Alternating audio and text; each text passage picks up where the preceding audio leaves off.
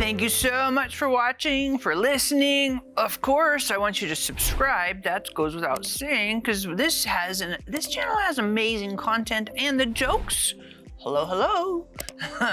You love these jokes. Okay, not really, but here you go.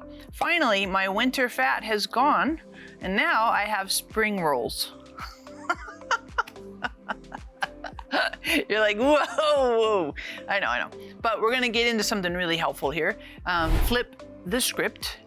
This is kind of episode 2 of this series, or sequel, whatever you wanna call it. And I was thinking about the idea of Jesus flipping the script. And I think that when Jesus walked on the earth, he often flipped the script. He did things that were like plot twists. And you're like, why? I didn't expect that. And part of it was his ability to do miracles. But also, he just did things that people didn't really anticipate or consider. And then when they wanted him to do something, he didn't always do that. And so we think about flipping the script. I also want us to think about the specific occasion when there was a lot of script flipping. And this is when Jesus was coming into Jerusalem, his triumphal entry. So last week we talked about Jesus' disciples and how they flipped the script. That day they were all enthusiastic, Hosanna, blessed is he who comes, and celebrating Jesus. 5 days later, they're fickle and they flip and abandon Jesus. The one character in this whole thing I want to look at today is the donkey. So Jesus came into Jerusalem riding on a donkey. And I think this donkey is an interesting character because, Jesus tells the disciples, if the master asks why you're taking his donkey, just tell the master that Jesus needs his donkey. And sometimes I think that you and I, we can be donkeys, if you will.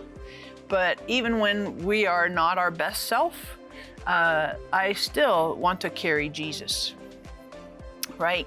I want to carry Jesus in the peaks, the high times, but also in the valleys, in the times that are not always such high times.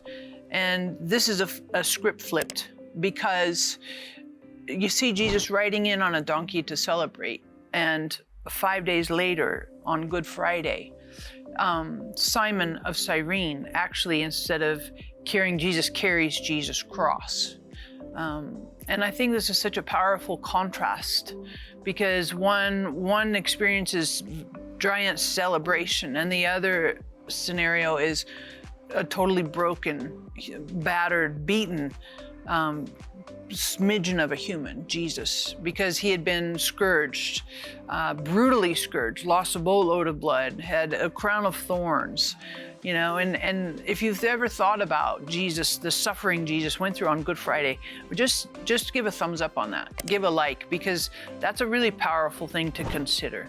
But Jesus tells us if we're going to follow him, that we have to carry our cross. And I think Simon is a great example of carrying the cross and following Jesus when he's not just the risen King, the exalted Lord, when he's also suffering and working his way towards the crucifixion. And I think sometimes when we follow Jesus, when we pick up our cross and follow Jesus, it's not always a road and a journey of, jubilation and celebration. Sometimes there's hardship and there's struggle to it. And it's a script flipped. But no matter what, I want us to be committed with Jesus, committed to Jesus in the peaks as well as the valleys.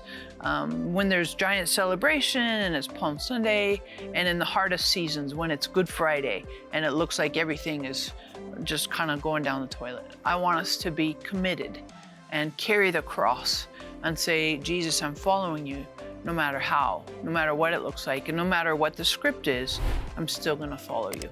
So thank you for subscribing, and answer this question. When have you gone through a dark time in your life, and how did you follow Jesus? Or what could you do to follow Jesus in that dark time? And you're like, I know, it makes you think a little bit. Not all bad, actually, probably pretty good. So thank you for subscribing. Make sure you hit the notification bell right there. We'll keep you posted when we put up new content, and we'll catch you next week.